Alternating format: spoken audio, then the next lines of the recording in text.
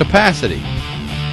In addition to being a light and compact 12-inch compound sliding miter saw, the DWS 780 provides 13 3/4 inch horizontal capacity to cut 2x14 lumber, and up to a stunning 16-inch horizontal capacity when using the back fence feature. Its capacity is a whopping 6 3/4 inches when cutting base molding vertically, combined with its 7.5-inch nested crown capacity. This 12-inch, 56-pound miter saw has the largest total capacity of any miter saw on the market.